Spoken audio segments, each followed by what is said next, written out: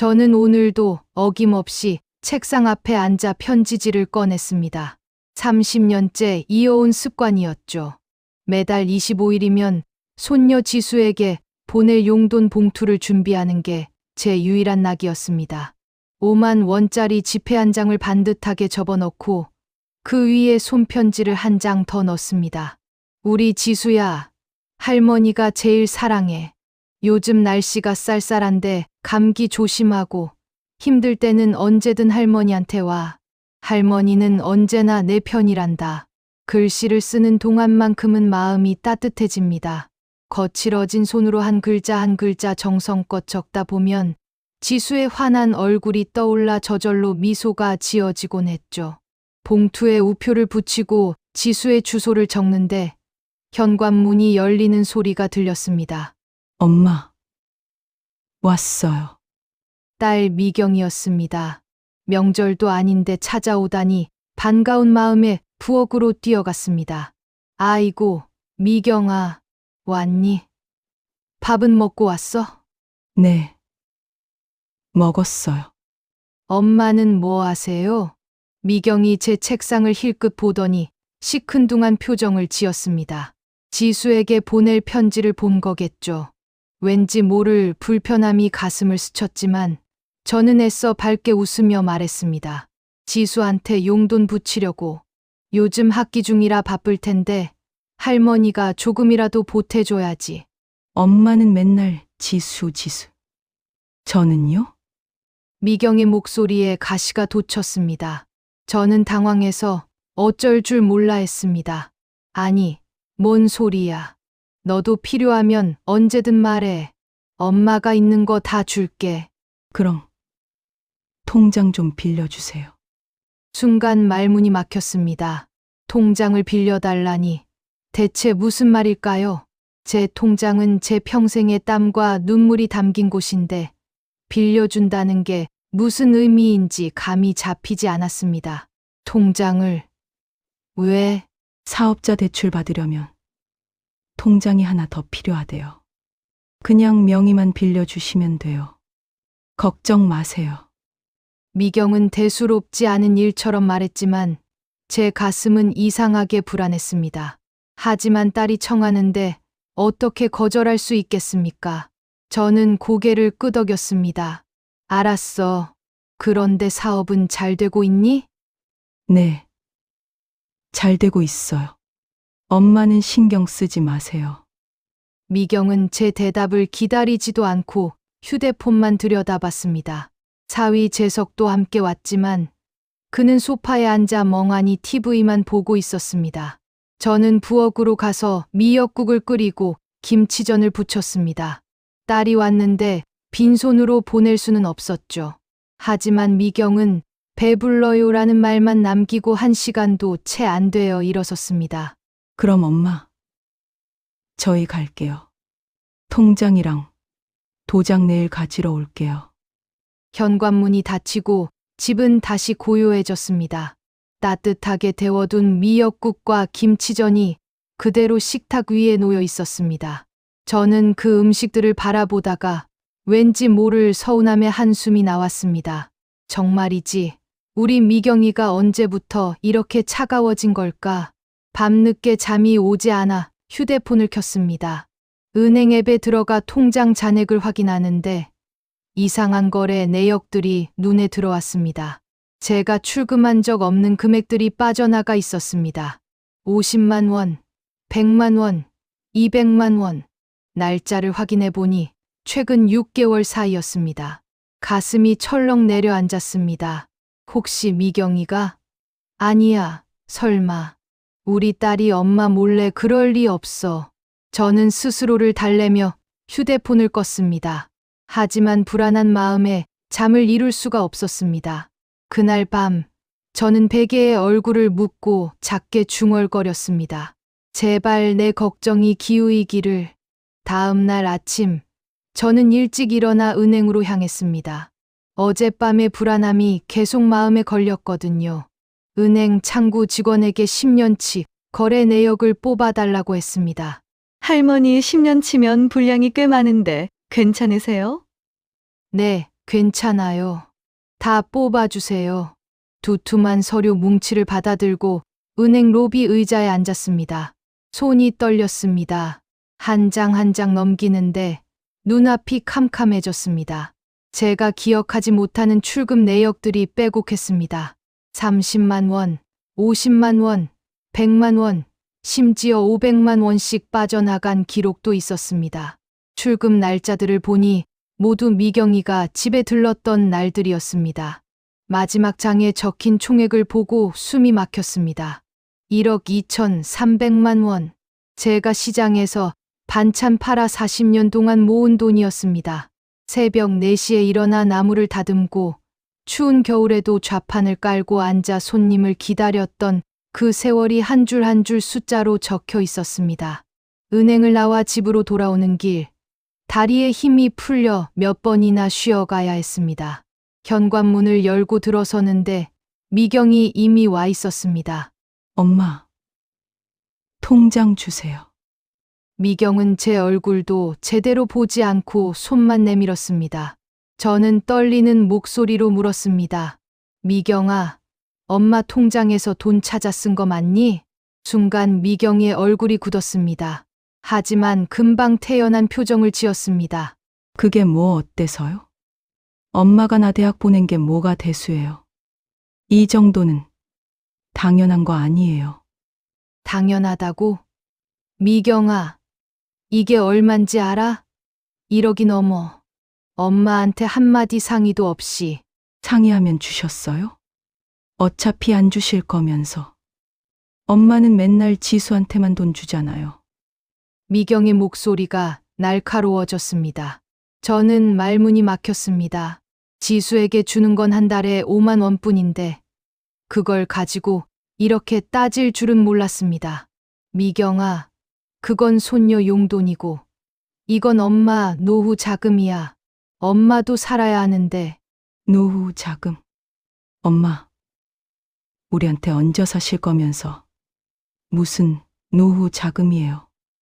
어차피 다 우리 돈 될 건데 미리 쓰는 게 뭐가 잘못이에요. 그 순간 가슴에 칼이 꽂히는 것 같았습니다. 얹혀 산다는 말. 제가 평생 키운 딸의 입에서 그런 말이 나올 줄은 꿈에도 몰랐습니다. 얹혀 산다고?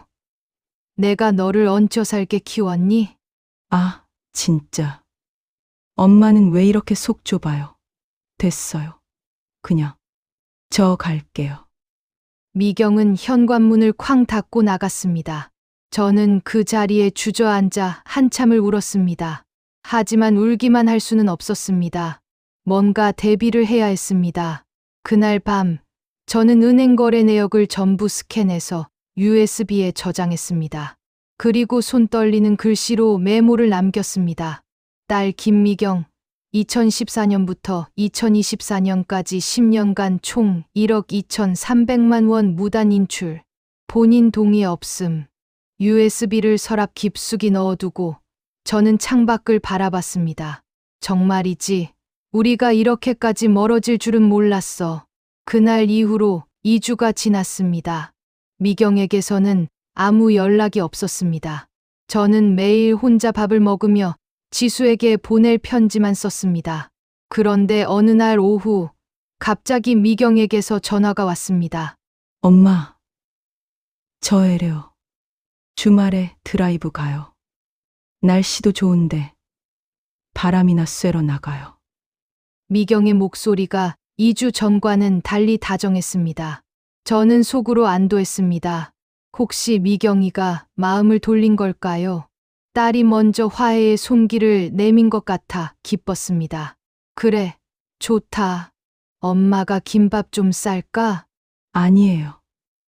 그냥 편하게 나오세요. 토요일 아침, 미경과 재석이 차를 몰고 왔습니다. 저는 단정하게 옷을 차려입고 나갔습니다. 뒷좌석에 앉자마자 느껴지는 묘한 분위기. 미경은 앞을 보고 있고 재석은 백미러도 보지 않았습니다. 어디로 가는 거니? 그냥 경치 좋은데요. 차는 고속도로로 접어들었습니다. 창밖으로 스쳐 지나가는 풍경을 보며 저는 이상한 불안감을 느꼈습니다. 왜 이렇게 멀리 가는 걸까요? 1시간 넘게 달려도 미경은 아무 말이 없었습니다. 차가 한 휴게소에 멈춰 섰습니다. 간판에는 솔밭 휴게소라고 쓰여 있었습니다. 사람도 별로 없고 가로등도 어두컴컴한 곳이었습니다. 엄마, 화장실 다녀오세요. 저희는 커피 좀 사올게요. 미경이 차 문을 열어주었습니다. 저는 뒷걸음질로 화장실 쪽으로 걸어갔습니다. 뒤를 돌아보니 미경과 재석이 차 안에서 뭔가 이야기하고 있었습니다. 화장실을 다녀오는데 이상했습니다. 주차장에 차가 보이지 않았습니다. 설마 하는 마음에 뛰어갔습니다. 차는 이미 휴게소 출구 쪽으로 빠져나가고 있었습니다. 미경아, 미경아. 저는 목이 터져라 소리쳤습니다. 하지만 차는 멈추지 않았습니다. 빨간 후미등이 어둠 속으로 사라졌습니다. 저는 그 자리에 주저앉았습니다. 다리가 풀렸습니다. 숨이 막혔습니다. 하지만 울지 않았습니다. 울고 있을 시간이 없었습니다. 떨리는 손으로 주머니를 뒤졌습니다. 다행히 휴대폰이 있었습니다. 휴게소 벤치에 앉아 지수의 번호를 눌렀습니다. 하지만 손이 너무 떨려서 전화를 걸 수가 없었습니다. 대신 문자를 보내기로 했습니다. 지수야, 할머니 지금 솔밭 휴게소에 있어. 엄마가 할머니를 버렸어. 할머니 방 서랍에 USB 있어. 그거 꼭 찾아서 경찰에 신고해줘. 할머니는 괜찮아. 걱정 마. 할머니가 지수 제일 사랑해. 문자를 보내고 나서야 눈물이 났습니다. 하지만 금방 눈물을 닦았습니다. 이제 시작이었습니다. 제가 포기하면 안 됐습니다. 휴게소 의자에 앉아 밤하늘을 올려다봤습니다. 별이 반짝이고 있었습니다. 지수야, 할머니를 믿어줘. 그 시각 대학교 도서관에서 시험 공부를 하던 지수는 휴대폰 진동을 느꼈습니다. 할머니로부터 온 문자였습니다. 문자를 읽는 순간 지수의 얼굴이 하얗게 질렸습니다. 할머니가 버려졌다고? 지수는 책을 집어던지고 도서관 밖으로 뛰쳐나갔습니다. 택시를 잡아타고 솔밭 휴게소로 가주세요. 빨리요. 하고 소리쳤습니다. 기사님이 놀라 물었습니다. 학생, 무슨 일이야? 할머니가 거기 혼자 계세요. 1시간이 넘게 걸렸습니다. 지수는 택시 안에서 계속 할머니께 전화를 걸었지만 받지 않으셨습니다. 불안한 마음에 눈물이 났습니다. 휴게소에 도착했을 때는 이미 밤 10시가 넘어 있었습니다. 어둑어둑한 휴게소 벤치에 작은 할머니가 웅크리고 앉아 계셨습니다. 할머니! 지수가 달려가 할머니를 끌어안았습니다. 순자는 손녀의 품에 안겨 비로소 울음을 터뜨렸습니다. 지수야, 미안해. 할머니가 너한테 짐이 되는구나. 무슨 말씀이세요? 할머니는 제 짐이 아니에요. 할머니는 제 전부예요. 지수는 할머니의 등을 쓰다듬으며 함께 울었습니다. 얼마나 울었을까요? 지수가 얼굴을 들어 말했습니다. 할머니, 일단 따뜻한 데로 가요. 제가 오늘 여기 모텔 잡을게요. 아니야, 지수야. 너 내일 시험 있잖아. 시험은 나중에 봐도 돼요. 지금 할머니가 더 중요해요. 지수는 할머니를 모시고 근처 모텔로 갔습니다. 할머니를 침대에 눕히고 편의점에서 라면과 김밥을 사왔습니다. 할머니가 라면을 드시는 모습을 보며 지수는 주먹을 꽉 쥐었습니다. 할머니, USB 어디 있다고 하셨죠? 할머니 방 서랍 제일 아래 칸에 있어. 빨간 USB야. 제가 지금 다녀올게요. 할머니는 여기서 쉬세요. 지수야, 조심해야 해. 내 엄마가 집에 있을지도 몰라. 괜찮아요. 저 무섭지 않아요. 지수는 다시 택시를 타고 할머니 집으로 갔습니다. 집은 불이 꺼져 있었습니다.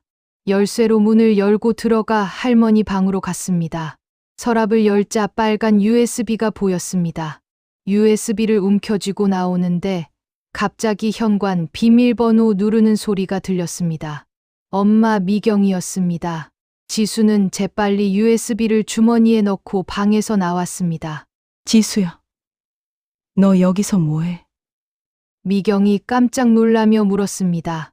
지수는 차갑게 대답했습니다. 할머니 물건 찾으러 왔어요. 할머니? 할머니가 뭐라고 했어? 엄마가 휴게소에 버렸다고 하셨어요. 미경의 얼굴이 굳었습니다. 잠시 침묵이 흘렀습니다. 미경이 어색하게 웃으며 말했습니다. 뭘 버려? 할머니가 요양원 가시겠다고 하셔서. 거짓말 하지 마세요. 할머니가 다 말씀하셨어요. 지수는 더 이상 엄마와 이야기하고 싶지 않았습니다. 현관문을 박차고 나와 모텔로 돌아갔습니다. 할머니는 잠들지 못하고 앉아 계셨습니다.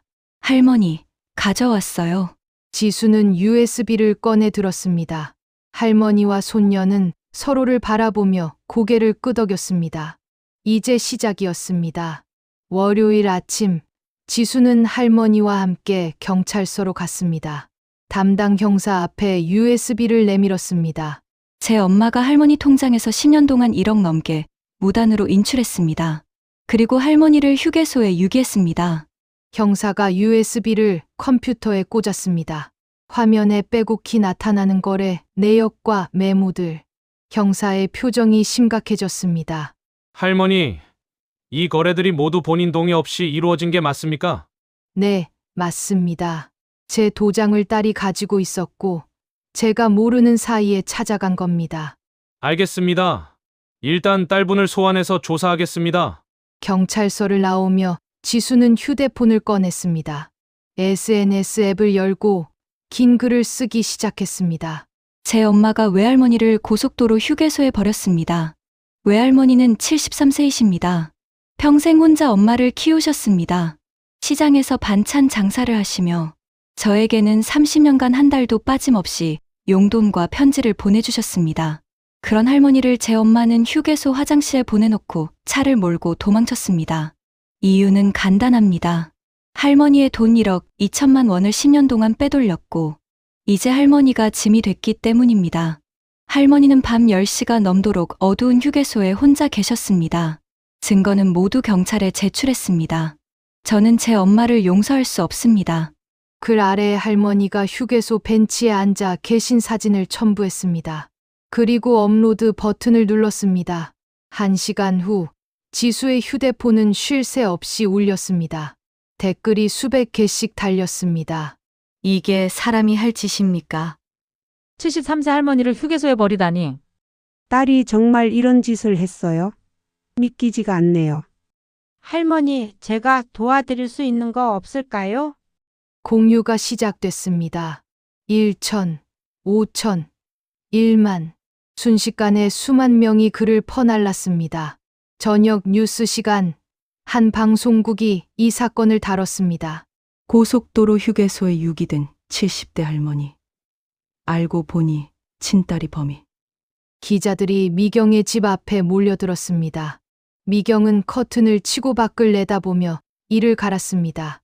여보, 어떡해요? 기자들이 집 앞에 진을 치고 있어요. 재석이 창밖을 내다보며 한숨을 쉬었습니다. 내가 말렸어야 했는데 이렇게까지 될 줄은 몰랐어. 당신도 같이 한 거잖아요. 이제 와서 나만 나쁜 사람 만들지 말아요. 다음 날 미경과 재석은 경찰서에 출두했습니다. 수십 대의 카메라 플래시가 터졌습니다. 미경은 선글라스를 끼고 고개를 숙인 채 경찰서로 들어갔습니다. 조사실에서 형사가 물었습니다. 어머님을 휴게소에 유기한 게 맞습니까? 유기한 게 아니에요. 저도 힘들었어요. 엄마가 이해를 안 해줘서. 10년간 1억 2천만 원을 무단 인출한 것도 인정합니까? 그건 제가 대학 등록금이랑 생활비로 쓴 거예요. 잘못이 아니에요. 형사가 서류를 내밀었습니다. 여기 통장 거래 내역 보세요. 카지노, 명품 매장, 고급 레스토랑. 이게 대학 등록금입니까? 미경은 입을 다물었습니다. 더 이상 변명할 수 없었습니다. 그날 밤 지수는 할머니와 함께 작은 원룸에서 저녁을 먹고 있었습니다. 할머니 집은 이미 미경이 열쇠를 바꿔버려서 들어갈 수 없었습니다. 지수가 급히 구한 월세방이었습니다. 휴대폰이 울렸습니다. 엄마 미경이었습니다. 지수는 잠시 망설이다 전화를 받았습니다. 너 미쳤어? 내 엄마를 경찰에 고발해? SNS에 올려? 미경의 목소리는 날카롭게 떨렸습니다. 지수는 침착하게 대답했습니다. 엄마가 먼저 할머니를 버렸잖아요. 그게 버린 거야? 나도 살기 힘들었어. 너는 몰라. 빚이 얼마나 많은지. 내 등록금은 어떻게 마련하는지.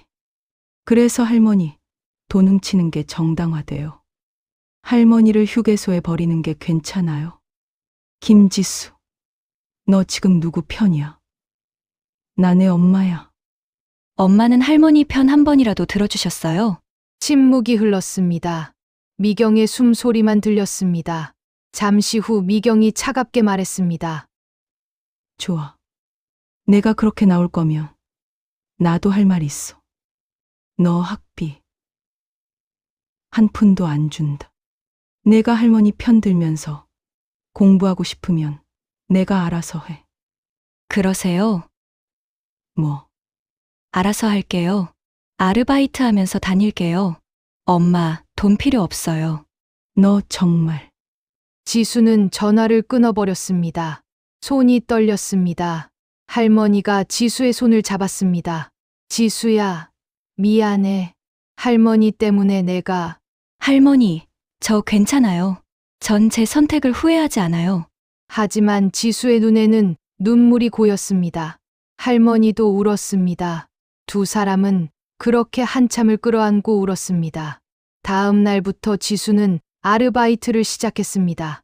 오전에는 카페에서 일하고, 오후에는 학교에 가고, 저녁에는 편의점에서 일했습니다. 할머니는 지수가 일하는 모습을 보며 가슴이 미어졌습니다. 지수야, 이러지 마. 할머니가 있는 돈으로. 할머니, 괜찮아요. 제가 하고 싶어서 하는 거예요. 어느 날 밤, 지수가 편의점 일을 마치고 새벽 1시에 집에 돌아왔습니다. 할머니는 아직도 깨어 계셨습니다. 할머니, 왜 안 주무세요? 지수가 올 때까지 잠이 안 와서. 지수는 할머니 옆에 앉았습니다. 할머니가 지수의 거친 손을 쓰다듬었습니다. 우리 지수 손이 왜 이렇게 거칠어졌니? 괜찮아요. 할머니, 이 정도는 아무것도 아니에요. 할머니는 지수를 꼭 끌어안았습니다. 고맙다, 지수야. 할머니가 너한테 짐만 되는 것 같아서 미안해. 할머니는 제 짐이 아니에요. 할머니는 제가 지켜야 할 사람이에요. 그날 밤, 할머니와 손녀는 서로를 의지하며 잠들었습니다. 가족이란 무엇인가? 피가 아니라 마음이 아닐까요? 6개월이 흘렀습니다. 1심 재판이 열리는 날이었습니다. 법정 방청석은 이 사건에 관심을 가진 사람들로 가득 찼습니다. 기자들도 대거 몰려왔습니다.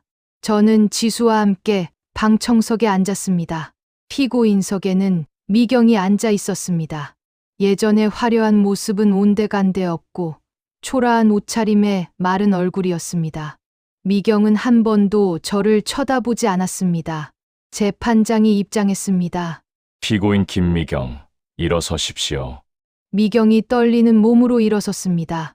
피고인은 2014년부터 2024년까지 10년간 피해자 박순자의 통장에서 총 1억 2,300만 원을 무단으로 인출했습니다. 또한 2024년 11월 2일 피해자를 고속도로 휴게소에 유기했습니다. 이에 대해 어떻게 생각하십니까? 미경의 변호사가 일어섰습니다. 재판장님, 피고인도 경제적으로 매우 어려운 상황이었습니다. 남편의 사업 실패로 빚이 많았고, 피고인은 어머니를 사랑하지만 생계를 유지하기 위해 어쩔 수 없는 선택을 한 것입니다. 검사가 반박했습니다. 재판장님, 통장 거래 내역을 보십시오. 명품, 가방, 고급 레스토랑, 해외여행. 이것이 생계비입니까? 피고인은 어머니의 노후 자금을 사치품에 탕진했습니다. 재판장이 저를 쳐다봤습니다. 피해자 박순자 씨, 증인석으로 나오십시오. 저는 떨리는 다리로 증인석에 섰습니다. 선서를 하고 앉았습니다. 검사가 질문했습니다. 피해자께서는 딸 김미경이 돈을 인출하는 것을 알고 계셨습니까? 아니요. 5년 전부터 이상하다는 느낌은 있었지만 설마 우리 딸이 그럴 리 없다고 믿었습니다. 딸이 피해자를 휴게소에 유기했을 때 어떤 기분이셨습니까? 말문이 막혔습니다. 눈물이 났습니다. 재판장이 물을 한 잔 건넸습니다. 천천히 말씀하십시오. 차가 떠나는 걸 보면서 이게 꿈인가 싶었습니다. 제가 평생 키운 딸이 저를 버리다니 차라리 죽는 게 나았을 것 같았습니다. 방청석에서 흐느끼는 소리가 들렸습니다. 미경은 고개를 숙인 채 손수건으로 눈을 닦았습니다. 검사가 다시 물었습니다. 그럼에도 손녀분께 문자를 보내신 이유가 있으십니까? 지수만큼은 제가 지켜야 한다고 생각했습니다. 제가 포기하면 지수도 상처받을 것 같았어요. 다음은 지수의 차례였습니다. 지수가 증인석에 섰습니다. 증인 김지수, 피고인과는 어떤 관계입니까? 친딸입니다. 친어머니를 고발하는 것이 쉬운 결정이었습니까? 지수의 목소리가 떨렸습니다. 아니었습니다. 하지만 할머니는 제게 30년간 한 달도 빠짐없이 용돈과 편지를 보내주셨습니다. 지수는 가방에서 낡은 상자를 꺼냈습니다. 이게 뭡니까? 할머니가 보내주신 편지 300통입니다. 제 엄마는 이 편지들을 단 한 번도 읽어보지 않았습니다. 할머니가 얼마나 우리를 사랑했는지 몰랐습니다. 아니, 알려고 하지 않았습니다. 지수는 편지 한 통을 꺼내 읽기 시작했습니다. 우리 지수야, 할머니가 제일 사랑해. 요즘 날씨가 추운데 감기 조심하고. 힘들 때는 언제든 할머니한테 와. 할머니는 언제나 내 편이란다. 방청석이 조용해졌습니다. 지수의 목소리만 울렸습니다. 할머니는 평생 우리를 사랑하셨습니다. 하지만 제 엄마는 할머니를 ATM으로만 봤습니다. 저는 그게 용서가 안 됩니다. 재판장이 판결을 선고했습니다. 피고인 김미경에게 횡령죄, 존속유기죄로 징역 5년을 선고합니다. 방청석에서 박수가 터져 나왔습니다. 미경은 그 자리에 주저앉았습니다. 재판이 끝나고 저는 법정을 나섰습니다. 뒤돌아보지 않았습니다. 이제 정말 끝이었습니다. 1년이 흘렀습니다. 저는 지수와 함께 작은 투룸 월세에서 살고 있습니다. 아침이면 지수는 학교에 가고 저는 집에서 반찬 일을 합니다. 옆집 아주머니가 소개해 주신 일이었습니다. 동네 슈퍼에 납품하는 반찬을 만드는 거죠. 새벽 5시에 일어나 나무를 다듬고 김치를 담급니다. 예전 시장에서 하던 일과 비슷합니다. 손은 여전히 거칠지만 마음은 평온합니다. 지수는 하루에 2군데 아르바이트를 합니다. 오전에는 카페, 저녁에는 편의점. 학교 성적도 놓치지 않으려고 밤늦게까지 공부합니다. 지수의 거친 손을 볼 때마다 가슴이 아프지만 저는 아무 말도 하지 않습니다. 지수가 스스로 선택한 길이니까요. 어느 날 저녁, 지수가 집에 들어오더니 소리쳤습니다. 할머니, 할머니. 무슨 일인가 놀라 부엌에서 뛰어나갔습니다. 지수가 종이 한 장을 들고 있었습니다. 할머니, 제가 로스쿨 합격했어요. 그것도 장학금 받았어요. 저는 그 자리에서 주저앉아 울었습니다. 기쁨의 눈물이었습니다. 우리 지수야, 정말 잘했어. 할머니가 믿었어. 할머니, 다 할머니 덕분이에요. 할머니가 저한테 용기를 주셨어요. 저는 지수를 꼭 끌어안았습니다. 세상에서 가장 따뜻한 온기였습니다. 그날 밤, 저는 오랜만에 편지를 썼습니다. 지수에게 보내는 편지였습니다. 우리 지수야, 할머니는 내가 자랑스럽단다. 내가 어려운 선택을 했을 때 할머니는 미안했어. 하지만 이제는 알아. 내가 옳은 선택을 했다는 걸. 가족이란 건 피가 아니라 마음이란다. 서로를 아끼고 지켜주는 것. 그게 진짜 가족이야. 할머니는 내가 훌륭한 변호사가 될 거라고 믿어. 그리고 너처럼 힘든 사람들을 도와줄 거라고 믿어. 할머니가 너를 제일 사랑한단다. 할머니가 편지를 지수 책상 위에 올려놓았습니다. 5년이 흘렀습니다. 오늘은 지수의 변호사 선서식이 있는 날입니다. 저는 새로 마련한 정장을 입고 법원으로 향했습니다. 식장에는 지수의 친구들과 교수님들이 모여 있었습니다. 지수가 법복을 입고 단상에 올랐습니다. 손을 들어 선서했습니다. 나는 대한민국 변호사로서 헌법과 법률에 따라 성실히 직무를 수행할 것을 엄숙히 선서합니다. 박수가 터져 나왔습니다. 저는 눈물을 흘리며 박수를 쳤습니다. 식이 끝나고 지수가 달려왔습니다. 할머니, 제가 해냈어요. 그래, 우리 지수. 정말 자랑스럽다. 지수는 할머니의 손을 잡고 말했습니다. 할머니, 저 이제 노인학대 전담 변호사로 일할 거예요. 할머니처럼 힘든 분들을 도와드릴 거예요. 그래, 할머니가 응원할게. 집으로 돌아오는 길, 휴대폰이 울렸습니다. 모르는 번호였습니다. 전화를 받았습니다. 여보세요? 엄마. 미경의 목소리였습니다. 5년 만이었습니다. 미경은 한 달 전에 출소했다는 소식을 들었습니다. 침묵이 흘렀습니다. 엄마. 나야. 미경이. 한 번만 만나줄 수 없을까? 저는 창밖을 바라봤습니다. 하늘이 맑았습니다. 미경아, 네. 엄마. 이제 그만하자. 우리 인연은 여기까지야. 엄마. 잘 살아. 건강하고. 저는 전화를 끊었습니다. 눈물이 나지 않았습니다. 미련도 없었습니다. 그저 담담했습니다. 집에 돌아오니 지수가 저녁을 준비하고 있었습니다. 할머니, 오늘 제가 요리했어요. 할머니 좋아하시는 된장찌개. 그래, 우리 지수. 고맙다. 저는 지수와 마주 앉아 밥을 먹었습니다. 따뜻한 국 한 숟가락을 뜨는데 지수가 물었습니다. 할머니, 행복하세요? 그럼 할머니는 지금이 제일 행복해. 정말이었습니다. 70년 넘게 살아오며 지금처럼 평온하고 행복한 적이 없었습니다. 가족이란 게 뭔지, 사랑이 뭔지 이제야 알 것 같았습니다. 그날 밤, 저는 일기장을 꺼내 마지막 문장을 적었습니다. 나는 더 이상 누군가의 엄마가 아니다. 나는 지수의 할머니이고 나 자신이다. 그것으로 충분하다. 일기장을 덮고 불을 껐습니다. 옆방에서 지수가 책 읽는 소리가 들렸습니다. 저는 미소를 지으며 눈을 감았습니다. 내일도 좋은 날이 올 것 같았습니다. 짧지만 지금까지 제 이야기를 들어주셔서 감사합니다. 제 손녀 지수 자랑스럽지 않나요? 사랑했던 딸이지만 손녀를 위했던 최선의 선택인 것 같습니다. 시청해주신 여러분들 감사합니다.